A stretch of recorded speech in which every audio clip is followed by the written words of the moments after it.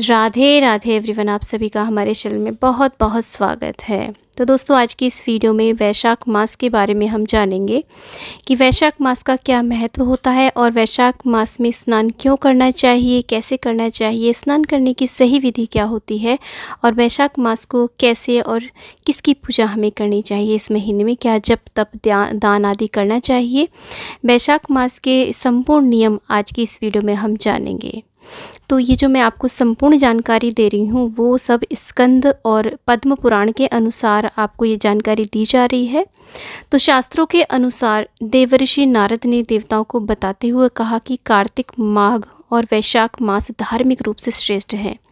इन तीनों का जन्म श्री हरि विष्णु के हृदय से हुआ है, इसलिए ये तीनों ही मास श्री हरि को अत्यधिक प्रिय होते हैं और ये श्री हरि का स्वरूप माने जाते हैं। विशाखा नक्षत्र से संबंधित होने के कारण इसे वैशाख मास कहा जाता है। इस मास में भगवान विष्णु, परशुराम जी, तुलसी जी, पीपल, गंगा और देवी की उपासना की जाती है।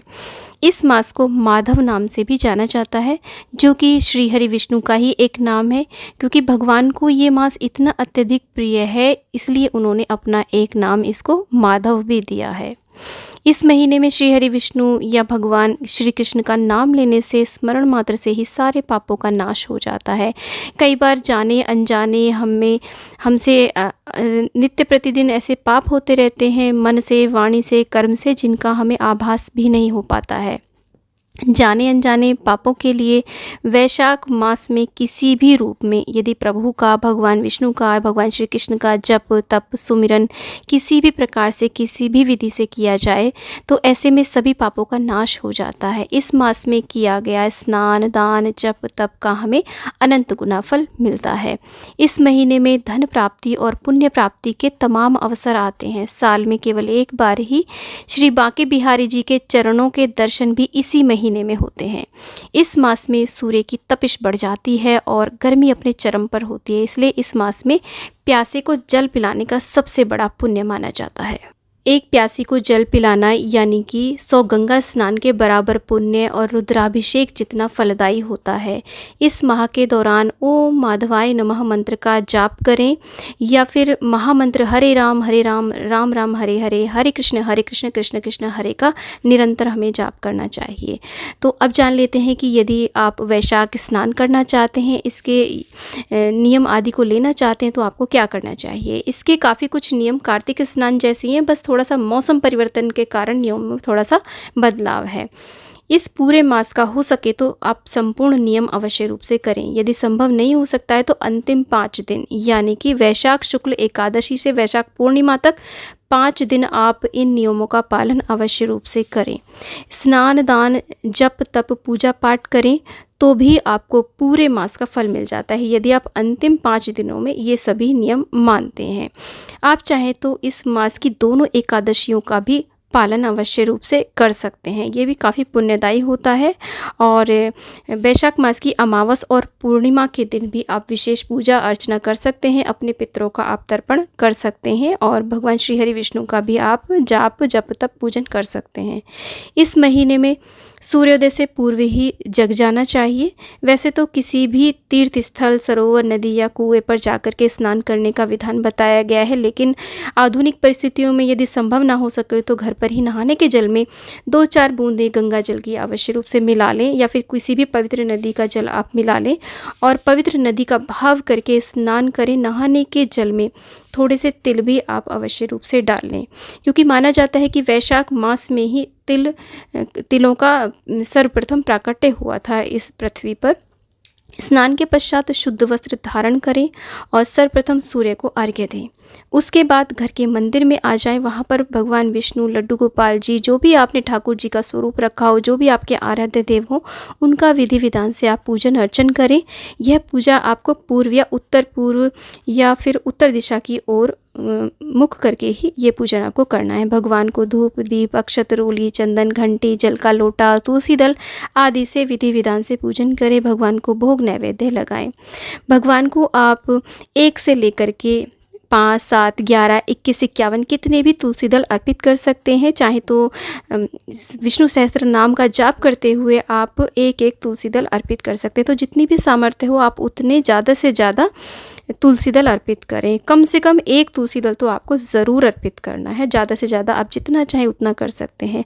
रोज़ की पूजा में कुछ दान दक्षिणा आपको 1 माह तक अवश्य रूप से रखनी है। जितनी भी आपकी सामर्थ्य हो, ज़्यादा से ज़्यादा आप 10 रुपये, 11 रुपये या जितना भी हो सके कम से कम 1 रुपया आप अवश्य रूप से निकालें। पूरे 1 माह तक आपको ये दक्षिणा किसी भी पात्र में आप इकट्ठा कर सकते हैं और बाद में इसको किसी भी ज़रूरतमंद को आप, जब आप उद्यापन करें अपने वैशाख मास के स्नान का, तब आप इसे दान कर सकते हैं। इसके बाद वैशाख मास की कथा महात्म्य वहीं पर बैठ करके आप अवश्य सुने।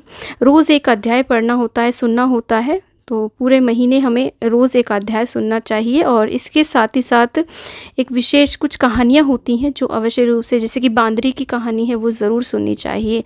और हो सके तो रोज़ाना तिल से छोटा सा हवन अवश्य रूप से करना चाहिए। इसके बाद भगवान की आरती करनी चाहिए और इसके बाद तुलसी जी का भी पूजन अवश्य रूप से करना चाहिए। तुलसी जी को जल से सींचे। तुलसी जी के जो जल है उसके अंदर आप 2-4 बूंद कच्चे दूध की मिला लें। बहुत ज़रा सा मीठा मिला लें, ज़्यादा नहीं डालना है, नहीं तो चींटी आदि लग जाती हैं पौधे में। तुलसी जी को अक्षत, रोली, चंदन, धूप दीप से उनका पूजन करें, उनका श्रृंगार करें। पूरे बैसाख मास में तुलसी जी के पास रोज़ आपको दीपदान करना है। सुबह सूर्योदय से पूर्व करना है 1 दीपदान और 1 दीपदान आपको शाम को भी करना है। ये दीपदान आप एक समय कर सकते हैं या फिर दोनों समय भी कर सकते हैं। सुबह सूर्योदय से पहले, जैसा कि मैंने आपको बताया, और शाम को सूर्यास्त के बाद आपको ये दीपदान अवश्य रूप से करना है। शाम को तुलसी जी पर घी का दीपक जलाएं और ठीक उसी प्रकार से विष्णु भगवान का पूजन करें जैसा कि आपने पहले सुबह के टाइम किया है। बस कथा, महात्म्य कथा आदि शाम को नहीं करनी होती है, बस भोग आरती आदि किया जाता है। ठीक इसी प्रकार से आपको रोज़ पूरे 1 महीने पूजन अर्चन करना है। अब दोस्तों एक बात आती है कि बैसाख स्नान कौन कौन कर सकता है। कोई भी कर सकता है, कुंवारी कन्याएं, सुहागिन स्त्रियां, कोई भी स्त्री पुरुष बच्चे जो भी श्री हरि का नाम जप करना चाहते हैं वो सभी बैसाख स्नान कर सकते हैं। और इसके बारे में गांव में एक पुरानी कहावत भी प्रचलित है जो मैंने कभी अपनी मम्मी से सुनी थी। 8 माह 9 कातक नहाए, 10 बैसाख अलूना खाए, जब त्रिया वैकुंठ को जाए। अलूना का मतलब होता है बिना नमक का भोजन, यानी कि पुरानी जो परंपरा रही है वो, यदि आप संपूर्ण नियम का पालन करना चाहते हैं बैसाख मास का, तो आपको अलूना भोजन ही करना चाहिए। लेकिन अगर कोई प्रॉब्लम है, आजकल तो स्वास्थ्य से रिलेटेड बहुत सारी प्रॉब्लम्स हैं, तो नमक खा सकते हैं, लेकिन पुराने नियम तो यही थे। तो यदि आप चाहे तो इस पूरे महीने में आप व्रत भी कर सकते हैं। व्रत आप अपनी सामर्थ्य के अनुसार कर सकते हैं। चाहे तो एक समय अन्न का मीठा भोजन करें या फिर एक समय आप नमक वाला शुद्ध सात्विक भोजन कर लें। और फल, दूध, मिठाई, मेवा आदि आप कितनी बार भी खा सकते हैं, जूस ले सकते हैं। या फिर बिना व्रत करे आप पूर्णतः शुद्ध सात्विक रह करके वैशाख मास का पूजन आप कर सकते हैं। तो जैसी आपकी व्यवस्था हो, सुविधा हो, आप वैसा कर सकते हैं। और ये देखिए, अगर पीरियड आदि की समस्या, 1 महीने की बात है, यदि पीरियड आदि की समस्या आ जाती है तो आप अपने स्थान पर किसी और से पूजन करा सकते हैं। स्नान आप उसी समय आपको ब्रह्म मुहूर्त में ही करना होगा। स्नान के नियम आपको वही करने हैं, स्वच्छता के, सफाई के, लेकिन पूजन आप किसी और से करवा लें। यदि आप वैशाख मास का व्रत नहीं कर रहे हैं तो भी आप जब भी भोजन ग्रहण करें तब आप ठाकुर जी को, विष्णु भगवान जी को, अपने जो भी आराध्य देव हैं उनको आप भोग अवश्य रूप से लगाएं। ऐसा करने से अश्वमेध यज्ञ का फल मिलता है। जो भी हम खाएं उसका भोग पहले श्री हरि को अर्पित करने से भगवान श्री हरि प्रसन्न होते हैं और अक्षय पुण्य की हमें प्राप्ति होती है। तो चलिए अब जानते हैं इस महीने में हमें क्या क्या चीज़ें दान करनी चाहिए। इस महीने में गर्मी अपने चरम पर होती है, लू का प्रकोप जारी रहता है, तो ऐसे में गर्मी से राहत देने वाली हर चीज़ का दान इस माह में उत्तम माना गया है। सबसे ज़्यादा महत्वपूर्ण है जल का दान। जैसे कि मैं वीडियो में शुरू में ही आपको बता चुकी हूँ कि वैशाख में जल का दान कितना महत्वपूर्ण होता है। जल से भरे हुए 5 घड़े दान करने का विशेष महत्व बताया गया है। इससे ज़्यादा भी आप दान कर सकते हैं। यदि 5 नहीं दान कर सकते हैं तो आप कम से कम 1 घड़ा तो अवश्य रूप से आप दान करें। पूरे महीने में कभी भी आप कर सकते हैं ये दान। ये घड़े आप मंदिर में दान कर सकते हैं, कहीं पर पानी पीने का स्थल हो वहाँ पर आप दान दे सकते हैं, किसी ज़रूरतमंद को भी आप दान में दे सकते हैं। घड़ों का दान आप इस महीने में दोनों एकादशियों के दिन कभी भी कर सकते हैं, अमावस के दिन, पूर्णिमा के दिन, या फिर इस महीने में कोई भी दिन आप, क्योंकि पूरा महीना ही बहुत ही शुभ रहता है, आप कभी भी दान कर सकते हैं। और आप चाहें तो देखिए पक्षियों के लिए भी आप जल दान कर सकते हैं। हैं उनके लिए आप मिट्टी के पात्र लेकर के उनमें जल भरने की व्यवस्था कर सकते हैं और एक पात्र में आप उनके लिए दाना भर के भी रख सकते हैं। और इस माह में कम से कम 1 घड़ा तो जल का भर करके अवश्य रूप से दान करना चाहिए। अब ये दान किस प्रकार से करना है, ये जो घड़ा है आपको खाली दान नहीं करना है, इसमें जल भर के ही आपको दान करना है। और जल भी आपको अपने घर का ही भरना है, जो भी आपकी टंकी है, जो भी टैप है जिसमें पानी आता है, उसमें आपको उसी से जल भर के आपको दान करना है। घड़े के ऊपर आपको सराही रखनी है, उसके ऊपर चीनी रखनी है, जितनी भी रखना चाहें, ज़्यादा से ज़्यादा भी रख सकते हैं, नेक के लिए थोड़ी भी रख सकते हैं, अलग से चीनी आप दान कर सकते हैं। हाथ का पंखा रखें उसके ऊपर, जिसे बीजना भी कहते हैं, जो हाथ से पंखा झलने वाला पंखा आता है वो। और कोई मौसमी फल जैसे कि आजकल आम, खरबूजा, तरबूज, ककड़ी आदि, खीरा बहुत आ रहे होते हैं, तो वो आप ज़रूर रखें और थोड़ी सी दक्षिणा रखें। इस प्रकार से आपको घड़ा दान करना है, चाहे आप 1 दान करें या फिर 5 दान करें, तो यही विधि है वैशाख मास में घड़ा दान करने की। यदि घड़े की व्यवस्था आप नहीं कर पा रहे हैं तो आप चाहें तो कैंपर भी भरवा करके रखवा सकते हैं। आजकल फैसिलिटी अवेलेबल है कि कैंपर्स होते हैं, उन्हें रिफ़िल भी कराया जाता रहता है, तो आप डेली एक कैंपर की व्यवस्था कर दें कहीं पर भी, और उन्हें डेली 1 महीने तक उनका रिफ़िल करवाते रहें। उसके कुछ चार्जेस होते हैं, उन्हें आप पे कर दें, तो 1 महीने तक आप इस प्रकार से राह चलते हुए लोगों के लिए पानी की व्यवस्था आप कर सकते हैं। क्योंकि कैंपर में बड़ा ठंडा ठंडा पानी रहता है और आरओ का वो शुद्ध पानी रहता है, पीने लायक पानी होता है। और अगर आप चाहें तो प्याऊ भी लगवा सकते हैं, तो अगर व्यवस्था कर पाए तो आप प्याऊ आदि की भी लगवा दें, तो बहुत ही उत्तम रहता है वैशाख के महीने में। इसके साथ अन्नदान करने का भी इस महीने में बहुत महत्व है, इसलिए जितना हो सके ज़्यादा से ज़्यादा अन्नदान करें। अन्न में आप दाल, चावल, नमक, आटा, घी, सब्जी, चीनी, फल, दूध, दही, छाछ, खीरा, ककड़ी, बेल, नींबू, आम, आंवले का मुरब्बा, मीठा पान, ठंडाई शरबत, जो आपकी सामर्थ्य हो, जैसी आपकी सुविधा हो वैसा आप दान कर सकते हैं। जौ का सत्तू गर्मी से राहत देने वाला होता है, तो जौ का सत्तू भी अवश्य दान करें। अब जौ का सत्तू आपको किसी भी जो किराना स्टोर्स होते हैं उस पे आपको मिल सकता है, हर जगह मिलता है, आजकल आप ऑनलाइन भी मंगवा सकते हैं। जौ का सत्तू बहुत ही ठंडा होता है, गर्मी में इसका विशेष रूप से सेवन किया जाता है। इसके अलावा आप हाथ का पंखा दान कर सकते हैं, और बाकी आपकी सामर्थ्य है, आप चाहें तो कहीं पर भी जो बिजली का पंखा होता है वो दान दे सकते हैं किसी भी संस्था में, या कहीं पर भी आपको लग रहा है कूलर दान कर सकते हैं, वाटर कूलर का भी आप दान दे सकते हैं, वो सब आपकी सामर्थ्य के ऊपर निर्भर करता है। छाता गर्मी से बचाता है, इसलिए छाता का दान भी विशेष रूप से करना चाहिए। जूता, चप्पल, खड़ाऊँ, चटाई आदि का दान करें। कमल के फूल और शंख का दान भी इस महीने में बहुत शुभ माना जाता है। वस्त्र भी दान करें, बिस्तर, चादर, धोती, कुर्ता आदि जो भी वस्त्र आप दान करना चाहें, सूती वस्त्र विशेष रूप से दान करने चाहिए इस महीने में। इस महीने में जो भी आप दान करते हैं उसका आपको लाखों करोड़ों गुना फल प्राप्त होता है, तो इस महीने में कोशिश करें ज़्यादा से ज़्यादा जप, तप, ध्यान, हरि संकीर्तन, दान पुण्य करने की।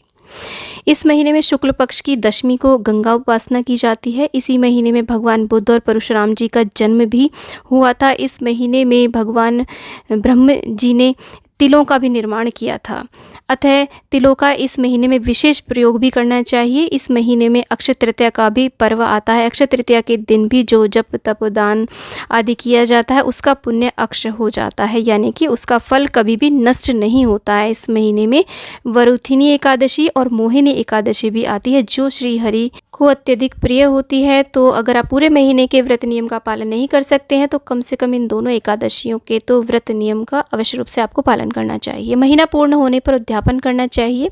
वैशाख पूर्णिमा के दिन तिल और शहद का दान अवश्य रूप से करना चाहिए। यदि आपने वैशाख स्नान किया है तो स्नान के अंतिम दिन यानी कि वैशाख पूर्णिमा के दिन आपको 5 जोड़ों को या फिर कम से कम 2 या 1 जोड़े को तो अवश्य रूप से ब्राह्मण के जोड़े को आप अवश्य रूप से जिमाएं, उन्हें वस्त्र दक्षिणा अवश्य दें। इसके अलावा जो भी चीज़ें मैंने आपको पहले दान करने वाली बताई हैं उनमें से कोई भी चीज़ें आप उन जोड़ों को दान कर सकते हैं, और वैशाख पूर्णिमा के दिन, क्योंकि अंतिम दिन होता है स्नान का। अब अगर आप घर पे बुला करके ब्राह्मणों को भोजन नहीं करवा पा रहे हैं तो आप कच्चा भोजन यानी कि सीधा निकाल करके आप किसी मंदिर में ब्राह्मण ब्राह्मणी को आप दान भी कर सकते हैं। ये चीज़ें अगर आप घर पे व्यवस्था नहीं कर पा रहे हैं तो इस तरीके से उद्यापन करना चाहिए। अगर आप पूरे महीने वैशाख स्नान कर रहे हैं, उद्यापन अपनी सामर्थ्य के अनुसार आप बड़े से बड़ा या छोटे से छोटा कितना भी बड़ा कर सकते हैं। चलिए अब जान लेते हैं कि हमें इस पूरे महीने में क्या क्या पाठ करना है। तो सबसे पहले जो मैंने आपको बताया, वैशाख महात्म्य की कथा डेली पढ़नी है, आपको कथा पढ़नी है और महात्म्य का अध्याय रोज़ एक अध्याय अवश्य रूप से पढ़ना है, जो कि हमें पूरे एक महीने में संपूर्ण कर लेना है। रोज़ कथा भी करनी है और विष्णु सहस्त्र नाम का आप जाप कर सकते हैं डेली। और इसके अलावा हरे राम राम राम हरे हरे, हरे कृष्ण कृष्ण कृष्ण हरे हरे मंत्र का आप निरंतर जाप करते रहें। और ओम नमो भगवते वासुदेवाय मंत्र का भी आप जाप कर सकते हैं और माला आप फेर सकते हैं इस नाम से। ओम माधवाय नमः का जाप आप कर सकते हैं, माला पर आप जाप करें, तुलसी की माला पर जाप करें तो बहुत ही उत्तम रहता है। और इसके अलावा जाने अनजाने हुए पापों से मुक्ति के लिए हमें पाप प्रशमन स्रोत का पाठ अवश्य रूप से करना चाहिए, चाहे हिंदी में करें चाहे संस्कृत में करें, जैसा भी हो। तो अगर आपको संस्कृत पूर्णतः नहीं आती है तो आप हिंदी में ही करें, क्योंकि अशुद्धियाँ होने से हमारा जो पाठ है वो खंडित हो जाता है और उसका हमें उल्टा परिणाम भी मिल जाता है कभी कभी। तो आप हिंदी में उसका पाठ करें। और इसके अलावा महीने के आखिरी 3 दिन में श्रीमद् भागवत गीता का पाठ अवश्य रूप से करना चाहिए, इसके समान फलदायी और कुछ नहीं है। वैशाख के महीने में यदि रोज़ विष्णु सहस्त्र नाम का जाप कर पा रहे हैं तो बहुत ही अच्छी बात है, पर यदि नहीं कर पा रहे हैं तो अंतिम 3 दिन में रोज़ विष्णु सहस्त्र नाम का पाठ अवश्य रूप से करें। महीने के जो अंतिम 3 दिन बैठेंगे, अगर आपके जीवन में कोई भी बड़ी परेशानी है, कोई बड़ी समस्या है, कोई बड़ा संकट है जो आपको घेरे हुए है, तो उसके लिए इस महीने में गजेंद्र मोक्ष का पाठ अवश्य रूप से करना चाहिए। गजेंद्र मोक्ष का पाठ करते समय सबसे बड़ी बात यह है कि हमें सुबह सुबह सूर्योदय से पूर्व ही हमें गजेंद्र मोक्ष का पाठ करना चाहिए और सूर्योदय होने से पहले ही वो संपूर्ण भी हो जाना चाहिए। और गजेंद्र मोक्ष का पाठ करने से हमारे जीवन की समस्त समस्याएं समाप्त हो जाती हैं। तो बस ध्यान ये रखना है कि हमें इसका जो पाठ है वो सूर्योदय से पूर्व ही संपूर्ण कर लेना है। दोस्तों, इस महीने में बड़ यानी कि बरगद का, पीपल का, आंकड़े के पेड़ का भी पूजन विशेष रूप से किया जाता है। तो जितने भी पवित्र पौधे हैं उन सभी का आप पूजन कर सकते हैं, विशेषकर तुलसी जी का पूजन करें। केले का भी आप पूजन कर सकते हैं इस महीने में। और इस महीने में आपको एक कार्य अवश्य रूप से करना है कि गले में कंठी अवश्य रूप से धारण करें, तुलसी जी की माला अवश्य रूप से पहने और मस्तक पर तिलक अवश्य रूप से लगाएं, चंदन का तिलक लगाएं। जैसा कि आपने देखा होगा कि वैष्णव कैसे तिलक लगाते हैं, वैसा कोशिश करें वैसा तिलक लगाने की। और पूरे महीने क्या आपको सदैव ही अपने कंठ पर कंठी धारण करनी चाहिए और माथे पर चंदन का तिलक अवश्य रूप से लगाना चाहिए। तो चलिए अब जान लेते हैं कि वैशाख मास का स्नान करने वाले व्यक्ति को, वैशाख मास के नियम लेने वाले व्यक्ति को क्या नहीं करना चाहिए। पूर्णतः शुद्ध सात्विक रहें, ब्रह्मचर्य का पालन करें। इस मास में शरीर पर तेल की मालिश बिल्कुल भी ना करें। सिर में तो तेल लगा सकते हैं परंतु किसी भी प्रकार के तेल की मालिश शरीर पर नहीं करनी है। दिन में नहीं सोना चाहिए, उस समय धर्म ग्रंथों का अध्ययन अवश्य रूप से करना चाहिए और भगवान श्री हरि विष्णु का स्मरण करते रहें। इसके पीछे एक लॉजिक भी है कि यदि हम दिन में सो लेते हैं तो रात में हमें जल्दी से नींद नहीं आती है, और यदि हम रात्रि में जल्दी नहीं सोते हैं तो सुबह के टाइम हम ब्रह्म मुहूर्त में उठ करके अपने व्रत नियम का पालन नहीं कर सकते। तो इसलिए दिन में शयन नहीं करना चाहिए। इस माह में ज़्यादा भोजन बिल्कुल नहीं करना चाहिए, हो सके तो एक बार ही भोजन करें, और अगर संभव नहीं हो सके तो 2 बार से ज़्यादा तो बिल्कुल भी भोजन ना करें। शाम को भोजन सूर्यास्त से पहले ही कर लेना चाहिए। गरिष्ठ बासी भोजन बिल्कुल ना करें, हल्का और सुपाच्य भोजन ही करें। भोजन में मांस, मदिरा, प्याज, लहसुन, अन्य प्रकार के किसी भी प्रकार के व्यसनों से आपको दूर रहना चाहिए। हो सके तो पलंग पर नहीं सोएं, प्रभु के चरणों के पास भूमि शयन करें। कांसे के बर्तन में भोजन ना करें। स्नान करते समय निर्वस्त्र होकर के स्नान ना करें।